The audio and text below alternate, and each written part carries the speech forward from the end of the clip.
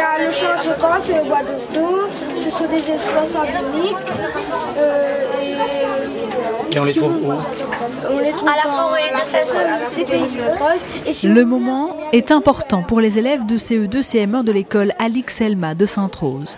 Cette fin d'année scolaire marque la fin d'une grande aventure. L'heure est venue de valoriser leur projet de classe, à savoir leur implication dans la revégétalisation d'un site d'EDF.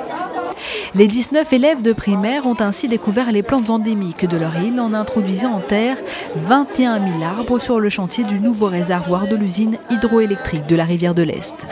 À l'occasion de la présentation de leur travail, ils ont préparé une exposition et mis en place un spectacle racontant leur projet pédagogique. Déjà, parce qu'on a rencontré des chanteurs, des artistes, tout ça.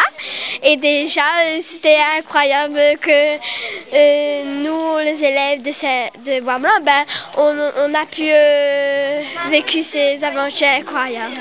C'était rigolo en même temps et on jouait beaucoup. On faisait des ombres chinoises, on plantait, on faisait des herbiers. Et c'était une expérience incroyable pour moi. Tu as appris beaucoup de choses? Oui. C'est une expérience qui va, j'espère, les marquer à vie et qui va leur permettre de faire passer le message aussi et d'expliquer aux autres, de parler de notre patrimoine et de la nécessité de le préserver et de comment on peut, en travaillant tous ensemble, arriver à un développement durable. C'est grâce à un partenariat entre l'Éducation nationale, EDF, le Parc national et le Conservatoire botanique de Mascarin, sans oublier l'enthousiasme de leurs professeurs, que ces enfants ont pu mener un tel projet. Pour permettre à d'autres élèves de travailler dans les mêmes conditions, une convention a été signée entre l'Académie et Électricité de France.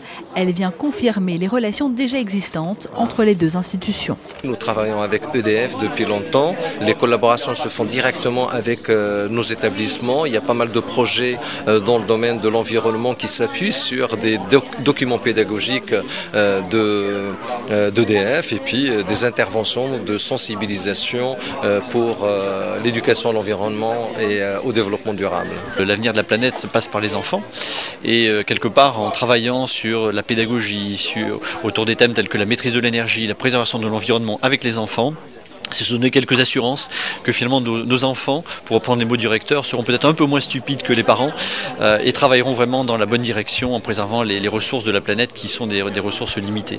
Le 9 juillet 2010, les enfants ont été conviés à une visite du site d'EDF à l'occasion de la fin du chantier. Pour ces élèves, cette année scolaire a permis une plus grande sensibilisation à leur environnement et à ses richesses.